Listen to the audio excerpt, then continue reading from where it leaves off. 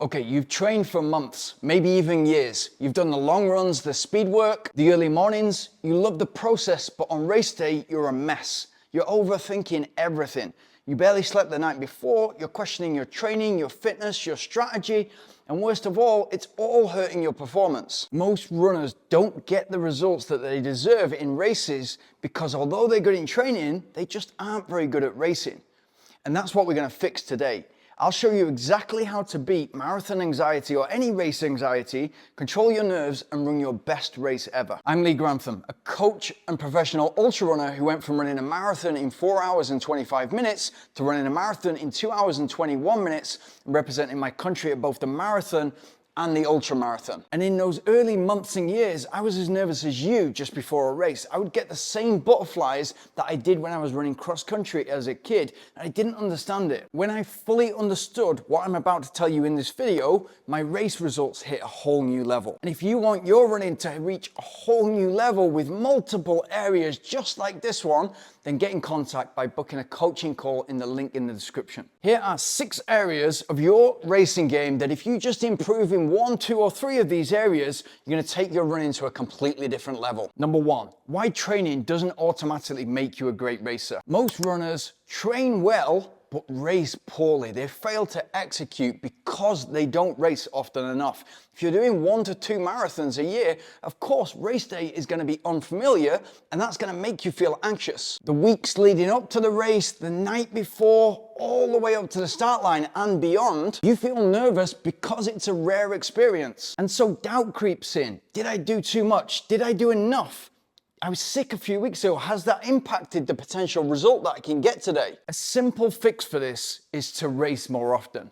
It doesn't need to be more marathons. I'm not asking you to run 8 to 12 marathons a year. You can sign up for your local 5K, your local park run, 10Ks, ultra marathons, half marathons. Just get your hat in the ring and get that process dialed in so that it becomes more familiar. The more comfortable you become with that process, the better you're going to become at racing. You're not bad at racing, you're just inexperienced. I've got to a point with my running game that I'm more anxious, I'm more nervous before a big interval session than a big race. And that's because I know if I can hit the splits in this interval session, the race will take care of itself, because I cannot avoid the character that I am. I cannot avoid that competitive spirit. Number 2, the pre-race ritual. Lock in your system. And the more practice you get at that, the better you're going to become at it. And the better you become at it, the more familiar it is, the more relaxed you're going to be on race morning. So nutrition, carb loading.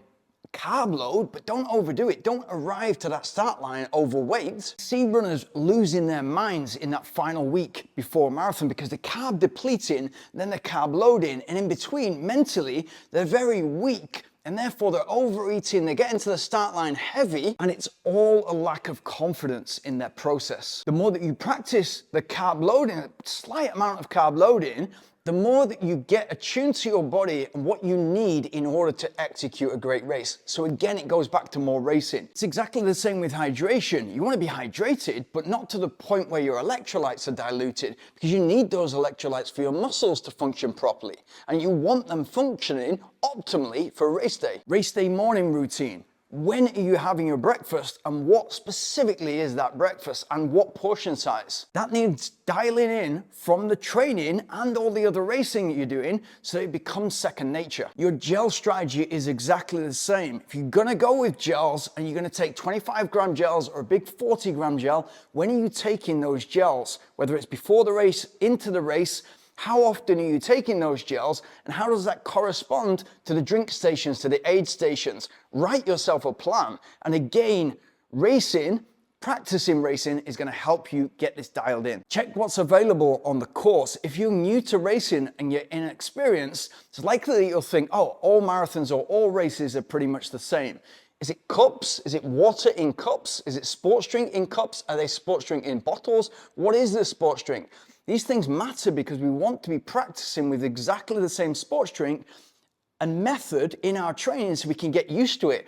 If you've tried at race pace picking up a cup and drinking it, you'll realize that That is a recipe for disaster unless you've practiced it. So control what you can control, and the more that you practice that race day routine, the less anxious you're gonna be at it, and the better you're gonna be at it, and therefore the faster you're gonna be. And the easiest way to get lots of practice at this, in addition to more racing, is to practice exactly this race day routine on the morning of key sessions. So on that interval session and on the long run, nothing changes. So that when we arrive on the start line, nothing is new to us, and therefore it all feels familiar. Number 3, how to stay composed and execute your race plan. You must have the discipline not to go out too fast, and it's super tempting. You've got all that energy, you've got fresh legs from the taper, and there's runners everywhere. It's the dream day, or it should feel like that, and so it's tempting to go off, like most people do, and go too quickly in the first half.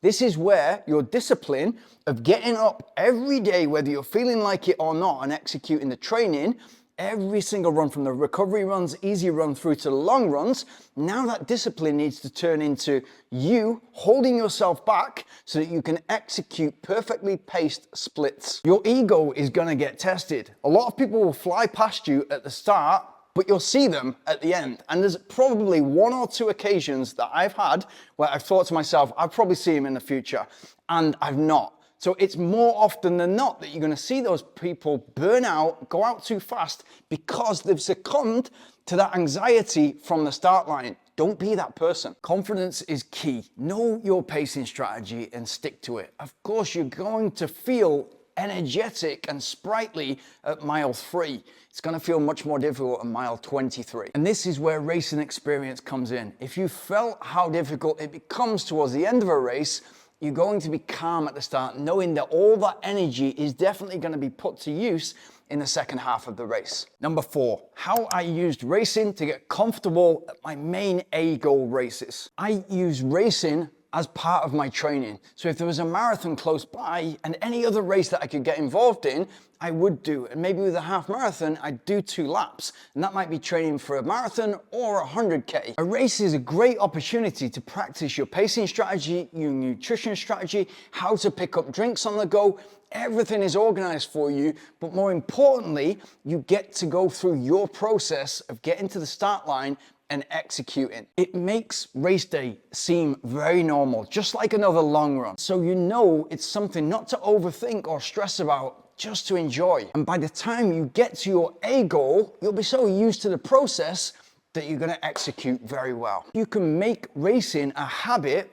All of a sudden, all that anxiety disappears, and you actually turn it into an energy that you can harness and use to your advantage. Number 5, learn to turn that anxiety into excitement. The start line of a huge race feels like a concert. 50,000 people there at New York or London. You're looking at everybody's gear, everybody's muscles. You're feeling already underprepared based on your comparison to other athletes. And so you start doubting yourself. But everybody else is feeling exactly the same way. And the funny thing is, the elites who have got way more at stake in terms of winning, podium, prize money, etc., they feel less nervous. Why? Because they have more race experience than you. And so instead of seeing nerves as a bad thing, flip it. That's excitement. That's you getting involved in something that you want to be involved in. You're alive. I remember my first big race, 2010, Bupa Manchester Marathon.